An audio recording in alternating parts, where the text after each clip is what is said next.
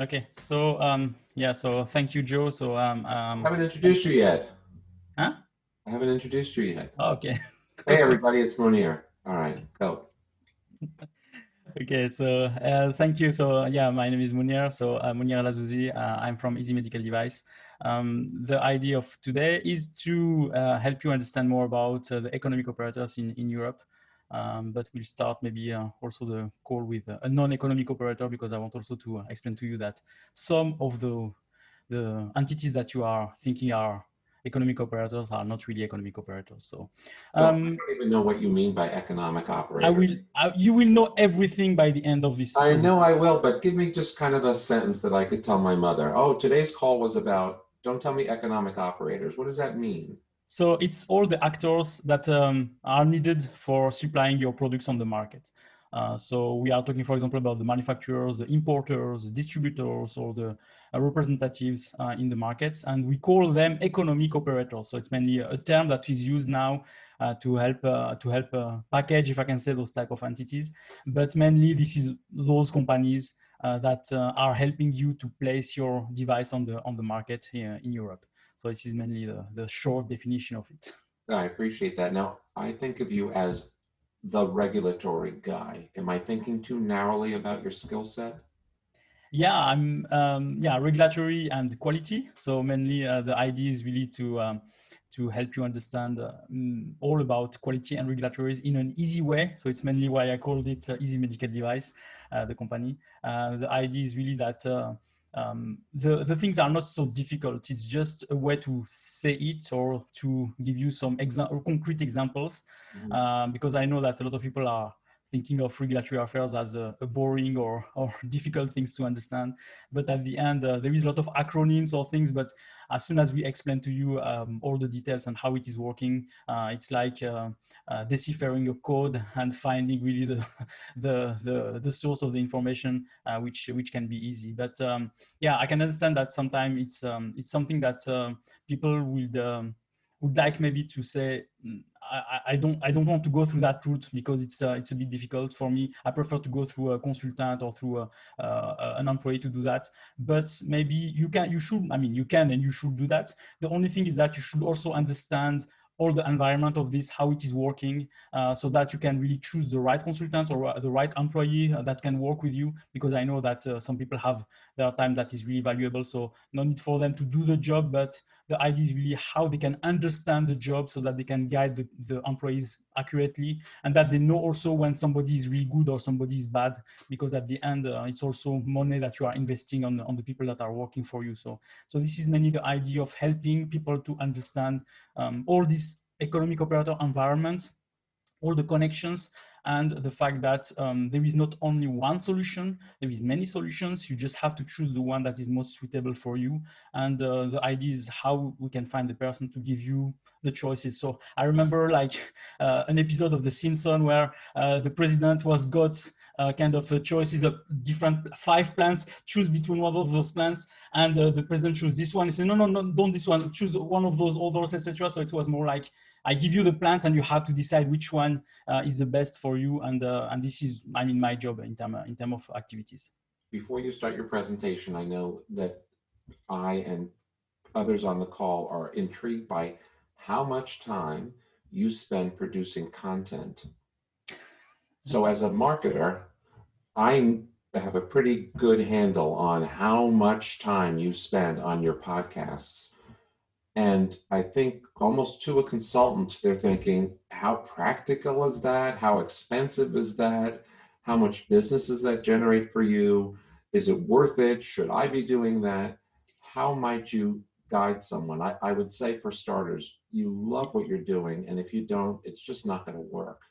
Yeah, so mainly it's true that I really like what I'm doing. So all the podcasts, all the videos, all the things that I'm doing with people.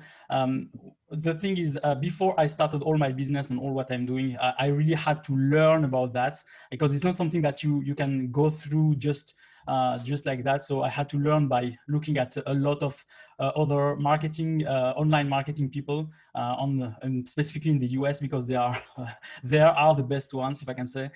So I learned from there, and I get most of their techniques from there. And one of the techniques that helped a lot is to batch recording. So mainly for the podcast, the idea is if I can set up some interviews with people the same day. So for example, 4 or 5 people the same day. So instead of me having 5 days on my week where I have interviews, I have one day where I say, can everybody come that day? So one I do it in the morning, one maybe in the beginning of the afternoon, the second, the third end of the afternoon. So I have already 3 episodes that are already recorded, and then I can get that for the 3 next weeks. So it's more something that is helping a lot. So for example, actually I have 3 episodes on my computer. So mainly that I have the 3 next weeks that are already packed. Do you process it all yourself, or do you outsource it? Huh? You outsource it then, or do you process it? No, I do everything myself. So everything is made in Monir. Made in Monir. Okay. Well, everything. So even the captioning, even the everything is done by me. Mainly it's mainly done during the weekend. So I have a specific Saturday morning where I'm doing everything, and how many kids do you have really to be organized to do all this, and to then have also some consulting activities behind that. But how it's many mainly children do you have, Monir? what? You have four kids? Yeah, 3 kids. I have 3 kids. 3. Yeah, the smallest one is 1 year and a half. So yeah, sometimes he's coming on my videos, so it's a bit disturbing sometimes. But yeah, it's fine now. Tell us about EU economic operators, and thank you. Yeah, so let's go through that then. So let me share my screen quickly. Okay, so so yeah, let's go through the presentation mainly, and if you have any questions, Joe, so let me know. You will be my the Q&A will come from you if you have anything that you don't understand. Actually, well, I'll typically just open it up to the folks, and when they raise their hand and they have a question, I bring them on. You'll see. Please start. Great. So mainly, yeah, just to explain, so for those that don't know me, so I'm trying really to do a lot of podcasting, blogging. I'm also having a lot of YouTube videos. I'm also a consultant, and I'm working in the business since now 15 years. Work with big ones like Bausch & Lomb, Brown Medical, Johnson & Johnson. I really like what I'm doing. I mean, I really liked what I was doing, if I can say, in the corporate industry. And I try now to help all the different manufacturers about that, because I think, yeah, it's the only thing I know what to do. So I try to help everybody about that. So in terms of economic operators, what we'll try to do today is really to help you to understand who is who and who is doing what. So there is 2 things that are really important here. Is the fact that there are some economic operators and there are some other entities that are not economic operators, but people think they are, because I had that also in some of the questions. So mainly the economic operators are the companies that are companies that are located in Europe. That are some manufacturers, some distributors, importers, authorized representatives, so they are the economic operators. And we have also some manufacturers that are outside of Europe that can be considered also as economic operators, but they need some entities that are inside of Europe to process, and we'll go through that. And there are some other entities which are not economic operators. For example, some of them are the notified bodies or the competent authorities. Those are authorities. They are not economic operators, so we should not go through them, if I can say, for selling, if I can say, for distributing our products. We need them to get authorization to do that, but we are not going through them to do the distribution part.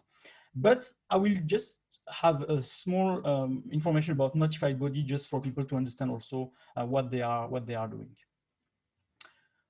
So for notified bodies, mainly you have to understand that this is a normal company. It's not like an authority, like a government department or whatever. It's not like the FDA in the US. It's a normal company that is trying to get an authorization from the competent authority of their country. So if this company is located in Germany, for example, it's the German competent authority that should give authorization, plus the EU Commission that are giving them the authorization or the accreditation then to certify, so to provide the CE certificate for manufacturers. So this entity, as I said, is a normal company. It's not an association. It's really for business purposes. They are getting money from you to really get their CE mark or CE certification. So you can choose them, whichever. If you are located in France or in US or whatever, you can choose any notified body that is in a certain list. And this list is the NANDO list. So we have a NANDO database where we have a list of companies. And you see here, for example, the 3EC International is one of the last one that was accredited for getting the CE certificate. And actually for the new regulation, the EUMDR, that we are talking about today, there are actually 17 notified bodies that are authorized for the new EUMDR 2017-745. So this is just to make a bit in context who is this entity and how it is then working with you. So in Europe, you have to first classify your products, and then you can know which entity, I mean, which route you have to go to the market. The classification is, for example, class 1, where your product is self-certified. Then you don't need a notified body. You can go to the market without a notified body. You just have to register your products in each countries where you are selling your product, but you don't need any authority to receive a CE marking or whatever. Then we have the products that are class 1, but with a certain function, where I have class 1 with which are sterile, class 1 which have a measuring function, or class 1 which are surgical reusable instruments. And for those, there is a partial certification that is provided by the notified body, which is just for the special function. So they are not looking specifically at the product itself. They are looking specifically at the function, so like the stability, the measuring function, or the reusable, the reprocessing of these instruments. So the notified body is coming and just certifying you for this specific aspect of the product. And then lastly, we have the products that are class 2A, class 2B, and class 3. And for this, you are fully certified by a notified body. So you should get the CE certificate from a notified body to be able to sell your products on the market. So this was just, as I said, the bracket, just to explain to you a bit the notified body and then the interaction with the manufacturers. Just a tip for you. So if you see a label of a product, so normally you can see any products that you have on the market, they have this type of label with a lot of logos. So you have the CE mark logo and you have a number just below. So if you see this product, if it has a number below, it means that it has a notified body. And for example, the number 86, if we go on the NANDO database just before, the number 86 is number here. So notified body 086. And this is BSI Assurance UK, for example, for this one. So with this number, you can know one thing. You can know first that this product has a notified body, which is called BSI. And the second thing, you can know that this product is not a class 1 product, because as it has a notified body number here, it means that it's not a class 1. So if you see now the same type of products without a number below, but a CE marking, this means that it is a class 1 product. So this is helping you also to understand sometime that this product is, what is the classification of this product. Okay, now let's go quickly on the economic operators, because I think it's really the topic of today. So I will try to explain to you the interactions within those economic operators, because I think it's really important for you to understand who can do what and who is connected with who. So first, we talk specifically about the European Union, the European area, and we will start with the manufacturers. So there are two types of manufacturers, as we've said at the beginning. We have the manufacturers that are inside Europe, and you have the manufacturers that are outside of Europe. And for the manufacturers that are inside Europe, they can sell their products directly to the end user, or they can go through a distributor. So if they have a direct contact with the end user, so they can send that directly to hospitals or to pharmacies or whatever, or they go through a distributor, so they sell the products, or they ship the products to a distributor, and the distributor is then selling the products all over the region. For a manufacturer that is outside of Europe, he cannot go to the EU market without having an authorized representative. So this is perhaps the company with this kind of logo here on the label, and the importer. So without those two entities, I don't say just one, those two entities, it cannot go to the market. So it has first to appoint an authorized representative and then an importer. And then from there, the importer can sell the products directly to the end user, because an importer is also like a logistic entity, so it can go directly to the end user, or it can go through other distributors, so it can go through 1, 2, or 3 distributors before the products are arriving to the end user. So this is also like a supply chain that can be built out of that. And this is important that you are really understanding these interactions between each of the entities, so you know what type of supply chain that you can build, if I can say, for your products. Because you can have your manufacturer, for example, located in Brazil, you have your importer located in Germany, you have your authorized representative located in France, and then you can sell products to Europe through this type of logistic flow. One thing also that is important is that in Europe, you will have the UDAMED database that will be live, I hope soon, but it will be normally live in May 2022. The first module will be live in December this year, the actor module, so where you can register all the actors. And the actors are those entities, so the manufacturer, the authorized representative, the importer, and not the distributor. I don't know why, but they say that the distributor should not be registered in the UDAMED database. So all those entities will have to register in the UDAMED database before you can sell the products in the EU market. And for example, a manufacturer that is located outside of Europe should wait that his authorized representative is registered in UDAMED before he can register in UDAMED. So this is also something that is important to understand. And you have to understand that only two entities, only two of them can put or place a device on the European market. So only the manufacturer that is inside Europe, as soon as the product is leaving his stock from the manufacturer side to a distributor or to an end user, as soon as he's leaving his stock, the product is placed on the market. And same here for the importer. As soon as the product leaves the stock of the importer and go to the end user or to a distributor, then it is placed on the market.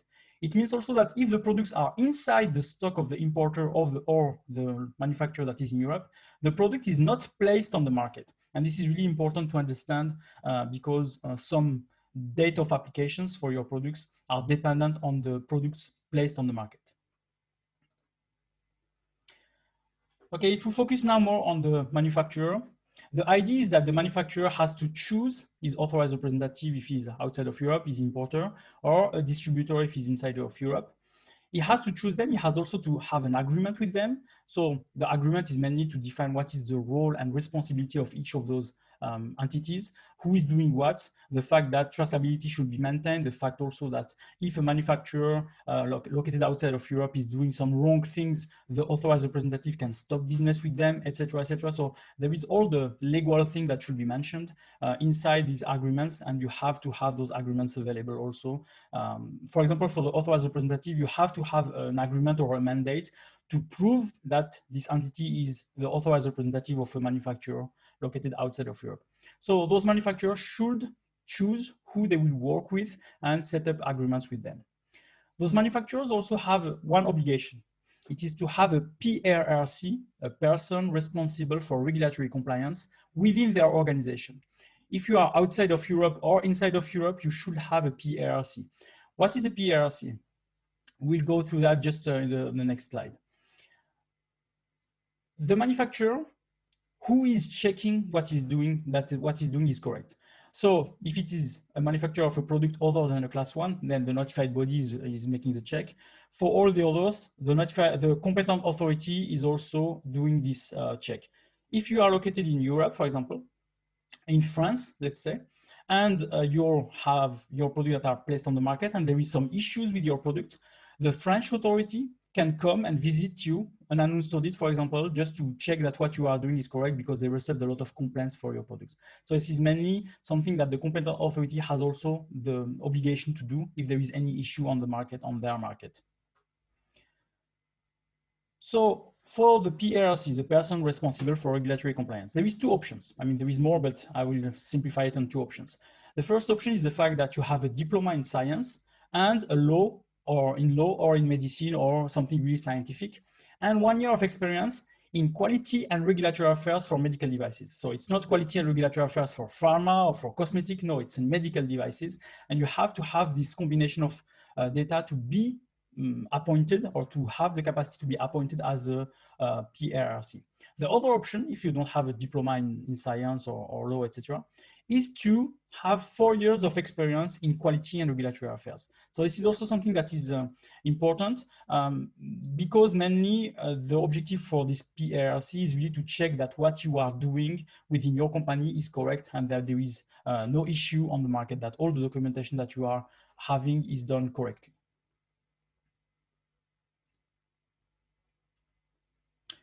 Okay, so manufacturer is okay. Now importer. The importer is an entity that is mainly located in Europe. So it's not like somebody located in another country, located in Europe.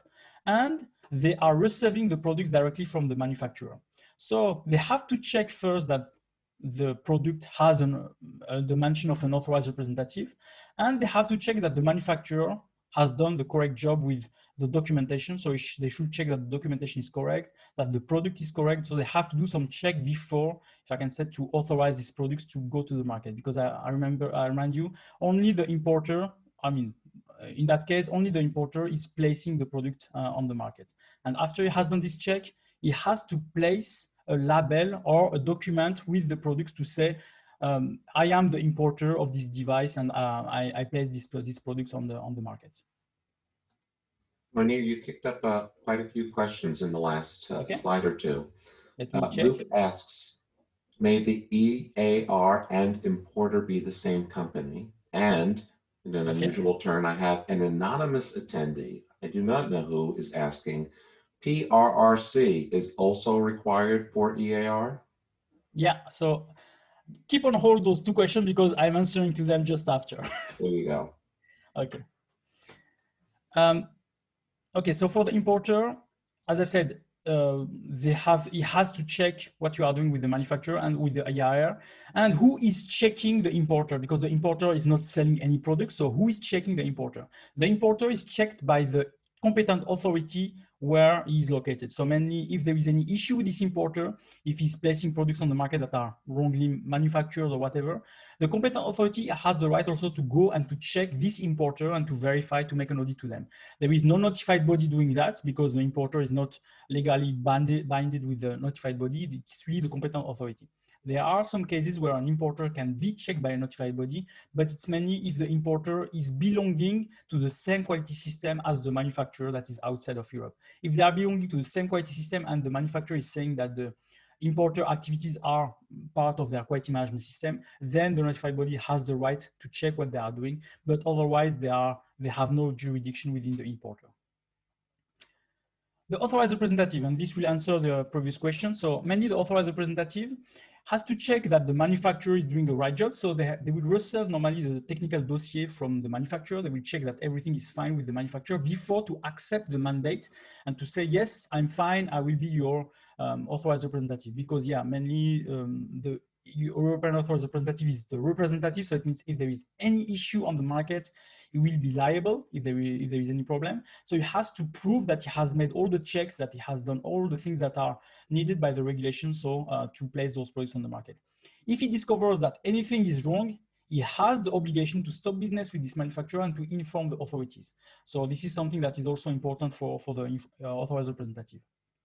And as I've said before, the manufacturer that is located outside of Europe should have a PRRC, but the authorized representative that is located inside Europe should also have a PRRC. So a product that is coming from outside of Europe is normally checked by two PRRC, the PRRC of the manufacturer located, for example, in Brazil, as we said, and the second one, which is the PRRC located at the authorized representative.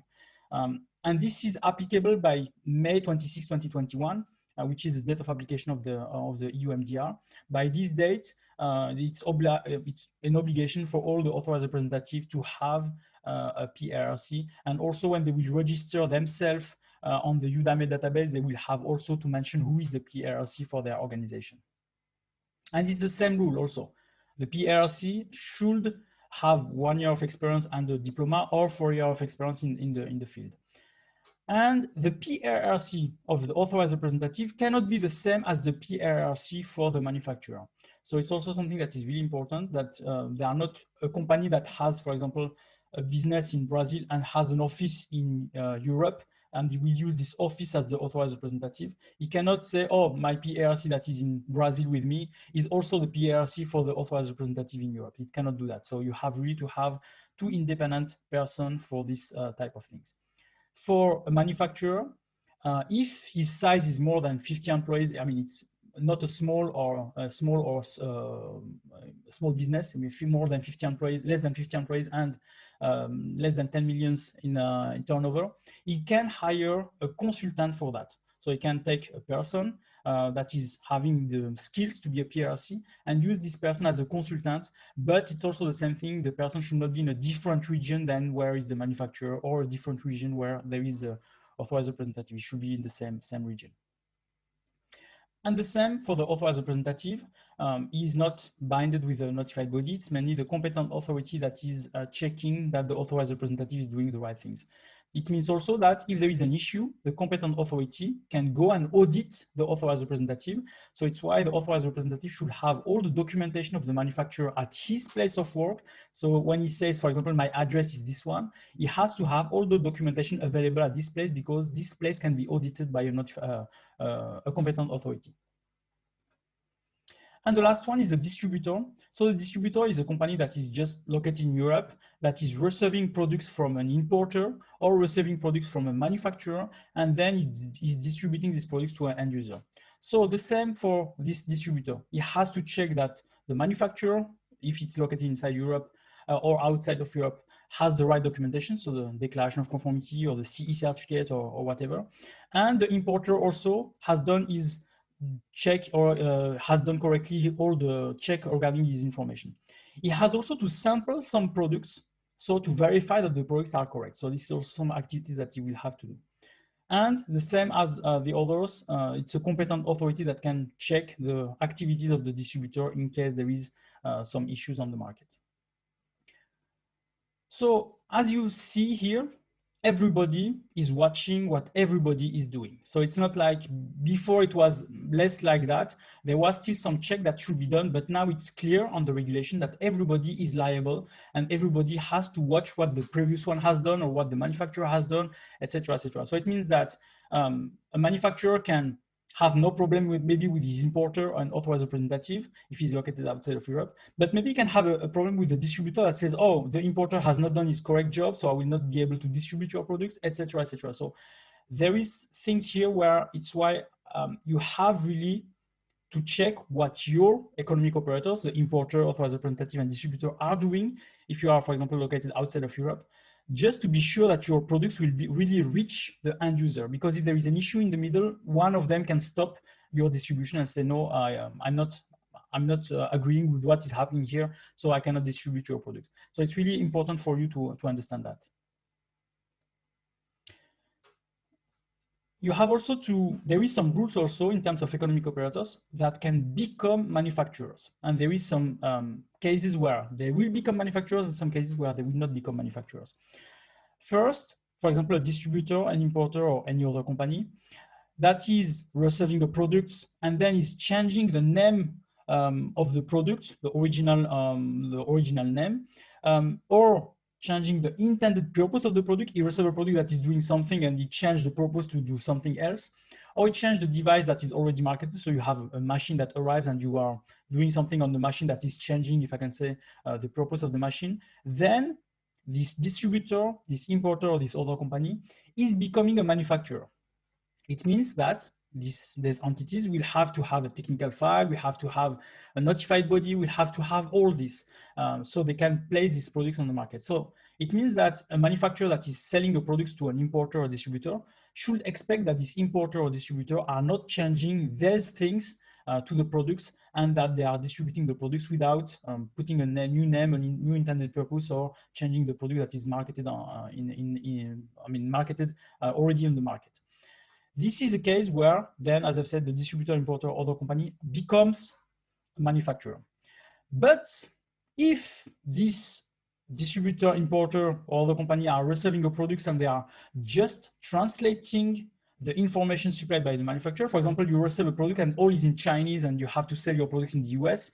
I mean, it's obvious that you have to have a translation. And these companies can translate the information, but they should translate it in a correct way. So it means that use maybe a certified company for the translation, have a quality management system which says how to check that the translation is done correctly, maybe inform also the manufacturer, here is the new translation that we are using for the US market, for example, I mean for the EU market. If they also change the outer packaging to change it because of the sizes, maybe you have received a package with 500 boxes of things, but the market needs maybe 4 or 5 boxes per package, then you can change this package. But you have to be careful if this product is sterile, you cannot change the sterile packaging. So you can unpack and repack on another packaging size because of the numbers. But you have also to put some logos on those products. So to say repacked by, so here is the logo, and translated by, and here is things. Just to explain that it was not the original translation or the original documents, it was translated, or it was not the original packaging, it was repackaged. So this is the way that you can continue then to distribute the products without being considered as the manufacturer. And you have really to be careful on that because there is a lot of companies that are asking me, for example, can I put my name on the products and then distribute it? But in that case, it's not possible without being the manufacturer. Okay, this will answer one of the question that you mentioned. So can one entity have all the roles? And the answer is yes. So for example, I have an entity, I have a company located in Europe, and this company is receiving products from those entities. So it receives the product from a manufacturer that is outside of Europe. So in that case, I have one of my department and my company that has one person that is considered as a PRRC. And I create this department and I say that this is the quality or regulatory affairs department of my company. And then I say that my company has the role of a authorized representative. And then I have an address, I'm located in Europe, then I have all the rights to be an authorized representative. So I have a warehouse within my company and I use this warehouse to resell my products. So this company is then the importer and the authorized representative for the manufacturer that is outside of Europe. I'm not recommending that at all, but it's possible. Why I'm not recommending that? Because it's easy for you to change an importer if you are not satisfied with your importer. So you say, okay, I go to another one because I'm not satisfied. But it's not easy to change your authorized representative because the authorized representative is mentioned on the label of your products. So it means that if tomorrow you have an entity that is your importer and your authorized representative, you can continue to do business with them without any problem during 1 year. And maybe the next year they will change their price or they will change their policy or they will change something that you are not happy with. And then you'll say, okay, I'll stop business with you, I'll go to another importer. But it means also that you will stop maybe the authorized representative business with them because they will not accept to be your authorized representative anymore. And then you have also to change your authorized representative. You'll have to change your packaging. You have to change all the documentation where the authorized representative is mentioned, etc., etc. So this is something that some importers know about that. So they know that after a certain time, they can change things and it will cost you more to change all your documentation and packaging than to keep maybe your business with them just with an increase of price or whatever, because it will cost more for you to do otherwise. So this is the first one. Now you are receiving a product, the same entity, we are talking about the same thing. You have a warehouse and you are receiving a product from a manufacturer that is located inside of Europe. Then your entity is a distributor of these products in Europe. So there is no kind of difference here. And you say, I will try to grow my business and I will now get some products from a supplier. So the supplier is providing you a product. And then this product, you want to market it with your name. So you are asking a notified body to come and to CE mark your products. So then you become the manufacturer. So you are distributing your products with your company and you are just getting those components from a supplier. You are packaging them with your name on it. You are getting a CE certificate from a notified body with it. And you are selling that to the market. And it's good because you have already the logistic part of it so that it can help you for your business. So you, with one entity, you can be all those 4 economic operators. The only thing is that when you go to UDAMED, you have to register 3 of them. As I've said, the distributor doesn't need to be registered on UDAMED, but you have to register yourself 3 times, one as an importer, one as an authorized representative, and one as a manufacturer. So you have to have three registration within the database.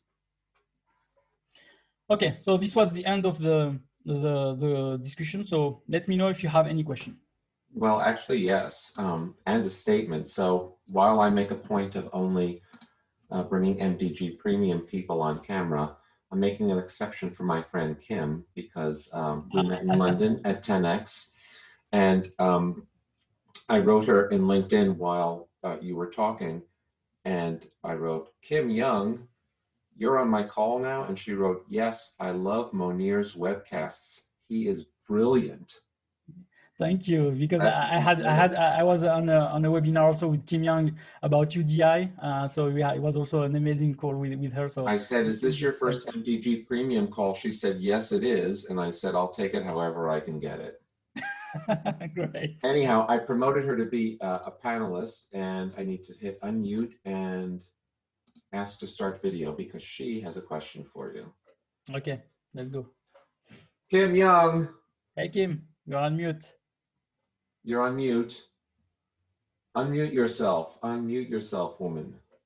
Oh, sorry. Sorry, I'm unmuted now. Yes. Hello. Hi, Kim. How are you? Hi, Monir. Good to see you again. Thank you. Good to see you too. Yeah, great stuff.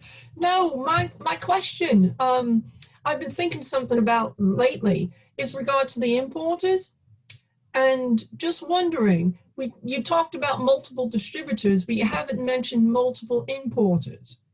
So if I'm a company that sells a whole range of products, but you've got importers that deal with certain, say, electrical goods, and another one that's going to, you know, cover wound dressings.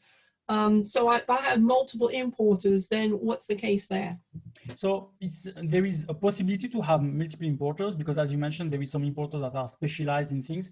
The only thing is, as I said, that each importer will have to place or a label or a document within your products to say, I am the importer of this device. Right. In the different countries. And this is the thing that is really important, because we have to know the traceability of those products. We have to know where it's coming from. And by knowing from which importer it was entered inside Europe, we can then track where it's coming from and who maybe has made some mistake. And this is a possibility. I'm not recommending that, because as I said, it's better to have one point of entry and then we can know where it's coming from. But it is a possibility to do that. Okay, good stuff. Thank you for that. Thank you. I'm going to turn my video off now, Joe. No, we like seeing you. And no. have you used your fast round at all? I thought yours was one of the best ones that we did. I don't. Yes, I think I have. I have used it. You know, you'd have to talk to my marketing people, because I try not to talk to them. You know, we're not all bad. Oh, yeah. Oh, really? No, okay, yes, it is time for you to go. Okay, thank you. Bye. Okay. I'm bringing Luke on. He was asking a couple of things as well. Hey, Luke. I think I met him in Medica, if I remember last year. Yes, yeah, Medica last year. Actually, that was a great joke. Luke, are you going to put on your camera? I'm trying. Just a moment. Actually, yes, that was one of the earliest MDG successes, was when I saw Luke sent me photographs of you and of Richard, I think it was. Exactly, I was Richard, there was Stefan Bolanger, I mean, met a lot of people there. Yeah. Friends are meeting in person. That was back when we could touch one another. Yeah, exactly. Luke, you had some questions. Oh yeah, I have a friend that tried to import a medical device and rebrand it, but that was under the MDD. But under the MDR, if he tries to rebrand it, does he need the full technical file or access to the full technical file? No, there is a new change now with the MDR. Before we were able to do OBL, OEM, so it's like the OEM, original manufacturer, has all the documentation and he gets a CE certificate, and the OBL, which is just branding the product, is just referring to this CE marking from the OEM. So now it's not possible anymore. Now, if he wants to have his name as the legal representative of these products on the market, so he's importing the device and he wants to put his name on it or the name of his company as a legal representative, he needs to have the full technical file under his name. So it's like notified body will come and audit himself. I have few customers where we talked about this case, but they said, can I just rebrand it and put my name, if I can say, as a logo or a brand, but the logo with the manufacturer, so this logo here, let's go back to the presentation here. So this logo here at the bottom where you see the black plant, it should then still be the OEM name that is on this one. What is the case? So the OEM or the original manufacturer that has the responsibility for this product gets a CE mark for this product. And then what he can do, he can authorize or can change or can have multiple packaging. And one of the packaging is with the logo of this entity. It's just a logo, it's just a brand, it's just a color, if I can say. The responsible of this product is still, for example, in that case, Bioquell, but the name maybe here, it's not Bioxwell anymore. It's another name of your importer, for example. But this packaging should be with the technical file of the original equipment manufacturer to say that I am authorizing that. It's my packaging. I do whatever I want with my packaging, as long as the logos are still fine and there is no issue with that.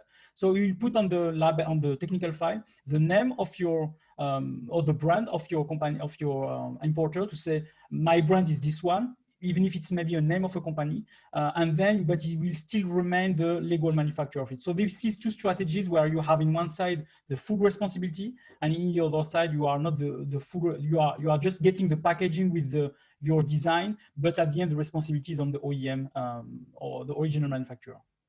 Thank you very much for your clear answer. You always said it's medical device made easy. Yeah. I think it was Albert Einstein who said you must make it as simple as possible, but not simpler than that. And medical devices are never easy. I guess it's just, but you should say it's, I make medical device as simple as possible. Exactly. I mean, it's not easy because sometimes, yeah, there is really some specificity, if I can say, to understand. But yeah, as you mentioned, I try really to make it as easy as possible. And I'm so glad that I found a typo in your presentation, because everything you do is always so perfect. Thank you for that. And I think for the record, medical devices as easy as possible.com was a bit unwieldy, right? Is that why? Yeah, I think it's already easy medical device is already a long. Thank you, Luc. Michelle, you had something to add? Yep. Hey, Michelle. Hey, Monir. How many days today? Oh gosh. I'll look it up. Yeah. But first off, like, I just had the best time on my podcast with you, and it's still one of the most popular videos on LinkedIn when people call me. So Great. I mean, you remember that we made a nice picture of you also on the thumbnail, so it was also a great one. yeah, with my party hat. Exactly. And forgive me, I got in a little late, so if you had covered this, but can you speak a little bit to the terms that need to be in the agreements with each one of these economic operators? Are they different? Like, because I know notified bodies are going to start pounding people, not only if they have an agreement, but what are the requirements of it? Yeah, so mainly the only agreement that is really mandatory is the one with the authorized representative, because you have to prove that you have a mandate with an authorized representative, and this is something that is really important. With the importer and with the distributor, I mean, it's best to have one, but it's not like something that is really clearly audited by a notified body, because as I've said, there is the notified body will not really audit an importer or distributor.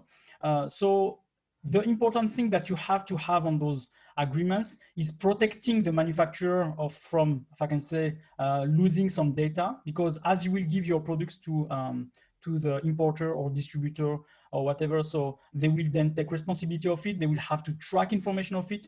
If you have, for example, a complaint or you have a vigilance reporting on the market, you have to rely on the information that will be provided by those importers or distributors. So if they are not playing the game, if they are not doing their task, then you can have some issues to recall or get all the products from the market.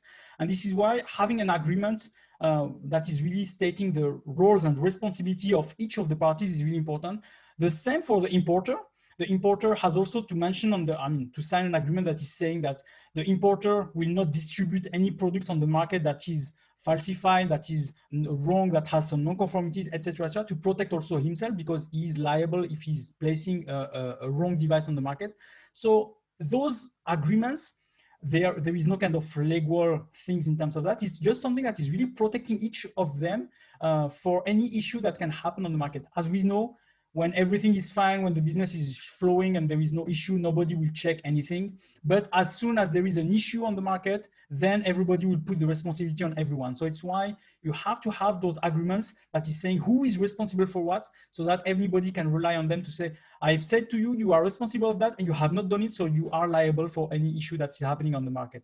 And this is why the objective is really to protect each other about that, but also to protect the patient on the market, because as I've said, on those agreements, you have to state that any product that is not good, that is non-conform, will not be placed on the market, and that those entities can also stop business with you if they find that you are doing something wrong on the market.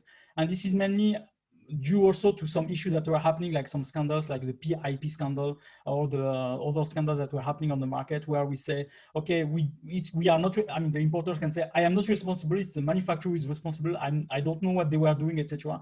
Here it says, no, you have to check what they are doing, and it's what I showed also on the presentation, that everybody is checking what everybody is doing, and this is why having those agreements in place is really important, even if it's not like something that everybody will be looking at the first on the first step. Mm-hmm. I had a customer where the distributors were responsible for in-country registrations, which there are several European countries that you have to do unique registration country by country, and the distributors just shipped it everywhere. And they had a situation where they needed to get some product back, and they're like, what do you mean you shipped it to France or Italy or wherever, So in that case, I think, to your point, you really have to be aware of what you're asking of your distributors or importers in terms of responsibilities. Exactly. And the point that you mentioned, for example, registration of products all over the different countries, normally on the text, on the legislation, is not the responsibility of a distributor or an importer, but you can put that as in an agreement to say, I ask you to be the responsible person for doing that. But legally, they don't have this responsibility specifically on the legislation. So it can be the authorized representative, it can be also the manufacturer that is doing that remotely, but you can have this agreement and mention specifically, I ask you to be the one registering my products in the country, and I give you this agreement for doing that, and then they can do it by themselves, I can say. But yeah, there can be those cases where they are shipping everywhere, where, as I've said, you have to register in each country before you can go. This is specific for class 1. Normally for the other classes, class 2A, 2B, and 3, those products can go in all the European Union without registration because they have a CE certificate. But for class 1, as they are self-certified, you have to go to each country one by one and register your products. What about translations? Yeah, this is an important point. With the EU MDR now, translation is really something that everybody is struggling with. Why? Because it says on the text that you have to translate the documents on the language of the member state, for example, where you are selling the products. The problem is that we have no official list of each country, what is their official language or the language they accept. For example, in France, it's French, you have no choice. In Germany, it's German, you have no choice.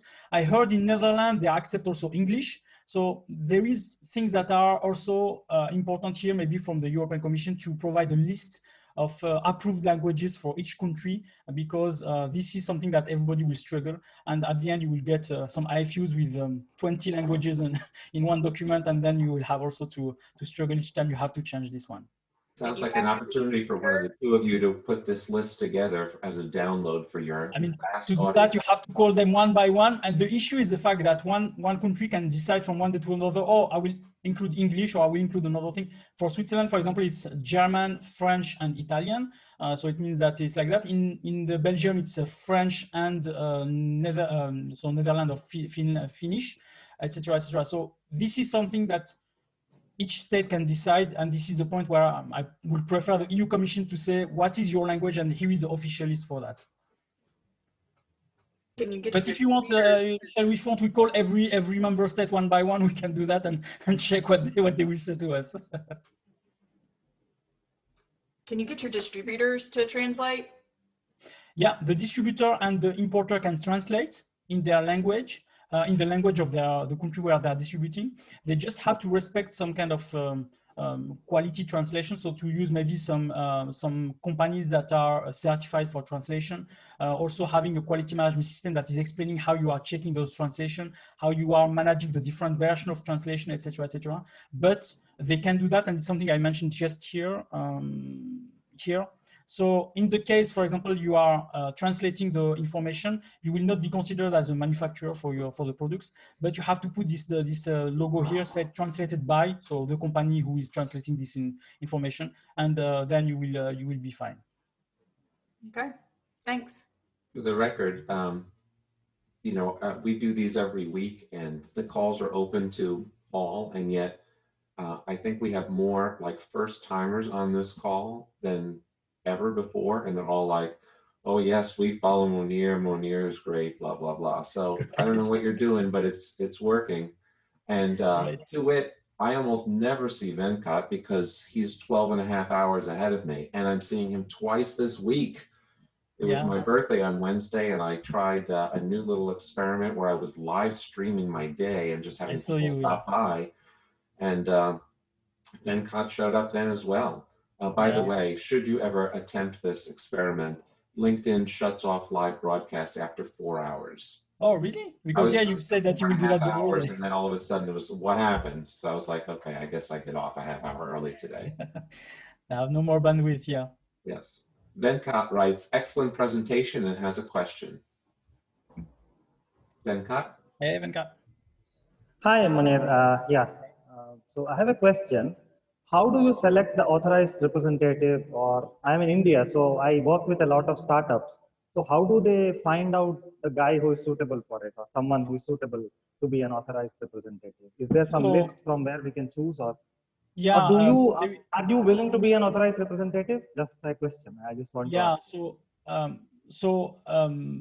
I am not willing specifically to be one, but I'm partnering with some of them. So the idea is the fact that first, to be an authorized representative, you should be located in Europe. You should have signed a mandate or an agreement with the manufacturer. And you should have, as I've said, for the EUMDR, a person responsible for regulatory compliance within your team, or a consultant that can help you for that. The issue with the authorized representative is that anybody can do that. I mean, I can do that if I'm located in Europe. The problem is that my company, so Easy Medical Device, is in Switzerland. And the problem is that we have the MRA, the Mutual Recognition Agreement, that is not signed now for Europe. So even if my company wanted to be authorized representative, I cannot for now because of those uncertainty with the MRA that's happening. But to select an authorized representative, as I've said, first, better to not choose your importer or any distributor in the market, because they have interest to sell your products. They have interest to do all those things, where an authorized representative or an office that is authorized representative should not have any interest that you are selling 10 units or 100 units or 200 units. So it's more they are doing their job without knowing how many units you are selling, because for them it's like not really what is increasing their business, if I can say.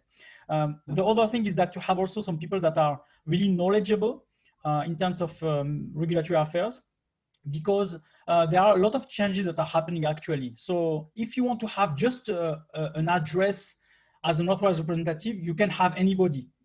But if you want to have somebody that is really doing the role of an authorized representative, plus helping you also catch up some updates on the regulation, then you have really to find some specialized people of that. If you need, you can contact me per email. So here is my email address, and I can give you some names of people that can really help you in Europe for that. But remember also that Europe will be divided by January 1st, with the UK getting out of Europe, so with Brexit. So in that case, you will have also to find a UK representative for the UK market. So it's also something that will be making some manufacturers struggle if they are selling in Europe, because they will have to, again, try to find another economic operator for UK market. And I understand I was having this conversation just on Wednesday with Aidan Hurd, who's a 10X alum who stopped by. And he was saying that, of course, now we're going to have a British MDR. And given everything else that's going on, it's probably just going to be plagiarizing the EU MDR for now with eventual edits. So now you have to file in two places as opposed to just the EU. So exactly. So this is also something that will be really a struggle for a lot of companies. If you are selling only in UK, for example, you were used to have the CE marking, but now you will have to have the UK CA marking. Then to find another authorized representative in the UK, and also to find a notified body in the UK, because the UK will also have their own NANDO list. So the list I showed you before, they will have their own NANDO list. Where they will have their own notified bodies that they will select for the UK market. I want to thank everyone who came for the first time. I put in the chat the address where this broadcast will be available later on. And Monir, you offer so much information for free. What might some of the folks on the call engage you for personally? So mainly what I'm doing, so I have three types of business that I'm working with. So mainly I'm doing consulting. So I'm helping people to place their products on the EU market. I'm doing that me, and also I have a team of consultants that I'm working with, because I'm not specialized on biocompatibility, for example. So I have a person doing that. I'm not specialized on SAMD because it's really a lot of technical things. So I have a person that is working on that. So there is things where I'm not specialized on that. I can help you as a overall thing, but I will really go through some people that are really on my network and that are really specialized on this, that can help on that. Second thing, I'm doing some training. So for example, next week on Monday 19th, I'm closing the registration for my 5th edition of the Green Belt certification. So the Green Belt certification is a training for EU MDR. So I have first offering a mini course for EU MDR, which is a training that is email training. So you receive during 6 days emails with information about EU MDR. So it's really an introductory course. And then at the end, you pass a small quiz of 4 or 5 questions, and then you can get a certificate of participation for it. How much does that cost? Zero. This one is zero. So the mini course is €0. So you can register to it, and it's really an automatic email that is coming to you. But MDG people get a special discount on zero, yes? Yeah, exactly. They can go 100% discount. Can you add an extra 33% off for MDG premium members? Yeah, we can do that. No problem for me. Thank you. And yeah, so and then as soon as you have pass the mini course, we can go through the Green Belt certificate, which is a level 2, if I can say, training. And this during 1 week, I'm staying with you, and we are going through the EU MDR through 5 modules. So the first module is a general information with a timeline for EU MDR. Second module is economic operators. Third module is more steps to market. What are the steps to put your product on the market? I have to ask you, there's so much value there. Why are you charging zero for that? No, this one, so the second one, which is level 2, is worth €297, which is also not a lot for this type of training, because the idea for me is not to make money out of that. The idea for me is really that this will be accessible to as much people as possible, so that they can really get trained. And my mission, principal mission is really to train as much people as possible, so that the market, the medical device market, is free of non-compliant products. So if we can, by doing this, having non-compliant, compliant products only on the market, then I would be really happy, because this is mainly the objective, to train people, to explain to them how it's working, so that really we can place compliant products on the market. That's a very worthwhile endeavor. Monir, thank you so much for spending time for us today. No problem. Thank you for that.